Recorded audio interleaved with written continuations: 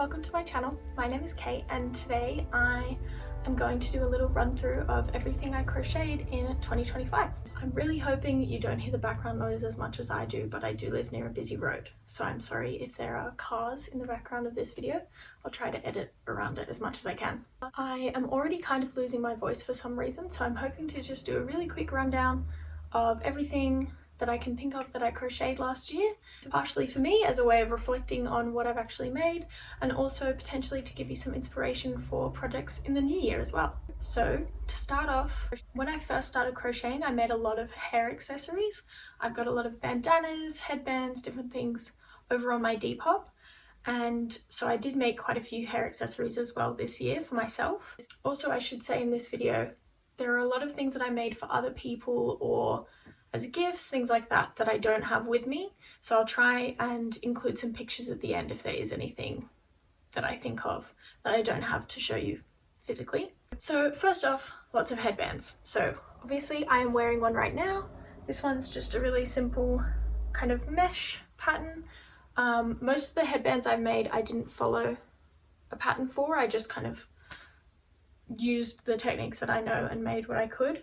So I really like this one. It's really bright. It's using some red acrylic yarn that I probably wouldn't really use otherwise. So I've been wearing this a lot in the summer. At the same time, I also made a few other headbands for a short video. So the next one I have is this yellow one. I just did a simple granny stitch in this one. The only problem with this headband is that the beginning chain is on one side, and so it's really hard to kind of fit comfortably over your head. Whereas, for example, in this other one I made, which I think is a much better method for making headbands in general, I decreased into the edge and then have little ties. So it's just hard to kind of stretch these ones over your head. But I, in theory, really like this one. I really like the yellow color. So I might try and make one that is kind of in this format, but this stitch pattern, because I really like it and I do like the yellow. And then obviously I have this one. I really like this one. This was a pattern that I found. I will try and either put the text on screen, or I'll definitely link any of the patterns I used or tutorials in the description box. So if you want to make any of these things, you know where you can go. So this was definitely one that I followed a tutorial for, and I really like this one. It's really nice and wide, so it's kind of a different style to these really thin ones. Yeah, I really like this one as well. And then I might have technically made this last year, as in 2024, but I have worn it a lot this year, so I just have a really simple white headband as well. This one is, again, all in one piece, but the rows are going this way rather than the other way around, so it's nice and stretchy. These ones don't last super well because they do stretch over time and then they get a bit loose, but it's still good for now. Just a basic white headband.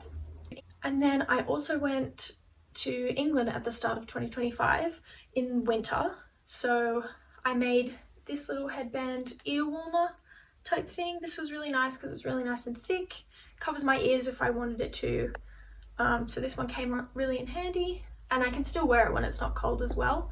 It's just a much thicker kind of style. And then this one is actually in my frog pile because I made it way too big. I think I'd prefer if it was just 2 rows of these shells and a little bit shorter, because it's just too big for my head. As you can see, it's taking up basically the whole frame. So again, kind of like the yellow one, in practice I'm gonna revise this and make a better version. And then I also have a lot of scrunchies on my Depop, and most of those are with a really fluffy velvet yarn, and following Passionate Kelsey's scrunchie tutorial. But this one I just made with some random cotton yarn, and I just freestyled how to make this one. Again, it's kind of a bit scarce, so I would probably redo this, but I do really like the color, and it's nice to have a different style as well. Then the next biggest category would definitely be tops. So I made 4 total this year that I can think of and that I have on me at the moment. This first one was a little vest that I freestyled. It's just got a nice kind of mesh pattern and little ties on the side. I can put it on It's to be worn over a top underneath, obviously, and I just really like the ties. And this was I follow a lot of patterns, so this was one of the only things I kind of freestyled myself this year, and I definitely want to do more of those in 2026 now that I'm getting a bit more comfortable learning and kind of working off images rather than having to use a pattern for everything. And then kind of my first big project this year was this flower sweater top kind of thing. These were super viral for a lot of this year, I believe, and this is probably one of the biggest things I've ever made, or at least it was at the time when I made it at the start of the year. And I've gotten a lot of wear out of this. I really like it. It's a nice cotton yarn, so it's really nice and comfortable, and I wore it to a festival recently as well. But yeah, this one I followed Cameron Kane's tutorial on YouTube, but there's quite a lot of different ones that are kind of this similar style that was really popular on Pinterest and things. So this definitely would be one of my favorite things I've made this year. I'm really happy with this, and it was really satisfying to make as well because it's quite big, so it did take a lot of time, but because of the pattern it was quite interesting, and getting used to it over time was good because I got quicker and quicker, even though kind of each row is different. And then along the same kind of vein, I was really just generally liking these mesh long sleeve tops. So then I made this one, which again, there's so many different patterns for tops like this. I believe I followed Kimnique's crochet. I don't know how to pronounce her name. Again, I'll link everything below. But this one was using some really thin yarn, and then this feels like alpaca by Lion brand.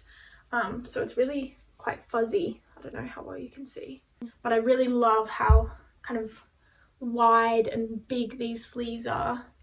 I probably would have made it a little bit wider, or I could probably block it if I wanted to, just because it's a little bit tight around the torso compared to how loose the sleeves are. But again, I love this one. Can wear it over a long sleeve or over a little top like this.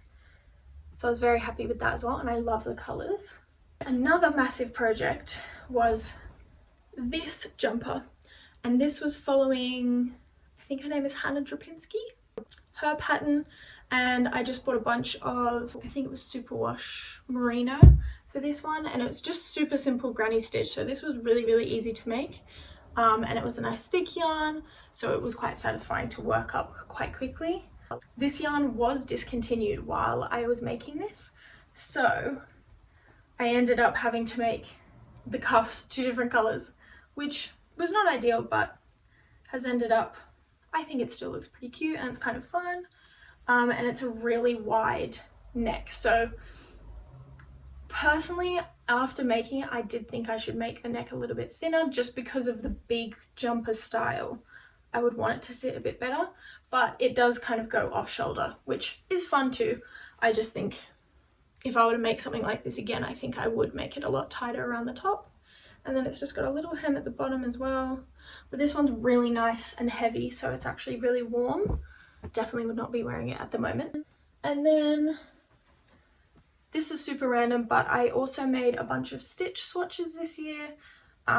Again, just because I've been kind of getting to a point where I'm a lot more comfortable with my crocheting, and I also have a little book that has a bunch of different stitches. So originally I was going to kind of go through and make a bunch of different swatches of those, but with this I just experimented with doing normal single crochet or back loop only, for example, just to kind of have a reference point for different textures that I might like when I'm making new things. It's something I have also been working on all year, and I have, in relative terms, have barely started, but I found that I had a lot of scrap yarn, so I really wanted to make a little rug. I really like the kind of scrap fabric rugs that I was seeing around a lot, and I have a few of those. So I thought it'd be a super easy way just to use up a bunch of scraps, especially for acrylic yarn, which I don't have much use for with wearables anymore. So I can't fit it all in frame. But yeah, I made it super wide. You can kind of see, which just means that it's taking ages. So I will potentially I was thinking of kind of changing it to be something else, like maybe a big cushion, and I could sew the edges, but I'll just see. So this is just going to be a continual work in progress. Probably won't even get it done in 2026, depending on if I keep it as a rug or not. But this one's just a fun one if I'm feeling kind of uninspired and I don't know what to crochet. This is just something to keep my hands busy. I always have scraps that I can add to it. So it's been kind of nice having that as a backup project as well. And my most recent and final couple of things that I made this year, I got really into making shorts, and I kind of used a combination of a bunch of different tutorials and my own spin on things, just because I kind of took what I liked from different places. So unfortunately they don't look great not on a person, so again I will try and put in some pictures of me wearing them if I have them. But the first set I made were these stripy ones. I love the color of these, and again, because this was my first attempt, there's a few things I didn't love about it. The back, if you can see, did seam kind of in a spiral, which I didn't love. But I used elastic in the hem so that it stays nice and tight around your waist. And this is in an organic cotton, so they're really nice and breathable, super comfy for just like throwing on at the beach or by the pool. So I made these ones first, and then I really loved this green color, so I made just some plain green ones, and those were quite loose and my tension was quite loose. I tried to make these a lot tighter and just a cleaner look, which did end up, I also measured the elastic wrong. So these are too small for me, but I do have them listed on my Depop. These ones are really short, tight, so they'd definitely be good for a festival or something. But for me, personal, I would prefer something a little bit looser, more casual. Whereas these are kind of a more tight booty short thing. But I do love this color, and I definitely learnt a lot in the process of making those. And then I was able to make these third ones, which I did actually wear myself to a festival. They look so funny like this because they look so long, but I have quite long legs, so to cover kind of from my waist down, which is where I like shorts to sit, it's actually quite a lot of space to fill. But yeah, like these colors. I wore this with the flower sweater to Spilt Milk, which is a festival, and it was really cute, super comfy, was in them all day. And again, they were a bit tighter, and I kind of fixed the back seam so it was more straight. So yeah, those are really cute. So that is all that I have on me. I definitely made quite a few different gifts this year, so I will put in photos if I have them. Off the top of my head, I know I made some placemats for my friend for Christmas. I made some little soap savers, which I am definitely going to make for myself as well, with just like some cotton yarn and a mesh, so it's like a nice exfoliant as well. Also made a little lighter pouch for my friend.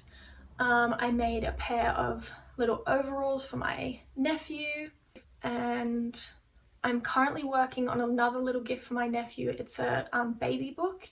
I was so intrigued by, I saw a pattern for one of these and I thought it was such a cute idea. So I've been working on that, but it's quite intensive, so it's taking a while. But I will post about that when I finish it, probably in the next month or so. Right now I can't think of anything else. I'll try to pop in text or photos if there is anything that I think of. But yeah, it's been a great year of crocheting, and I've definitely learned a lot of new skills going into 2026. So I'm really excited to see what I make. Definitely want to try and start making more things to sell. I think while I'm learning, it's good because I have all these things that I can now wear.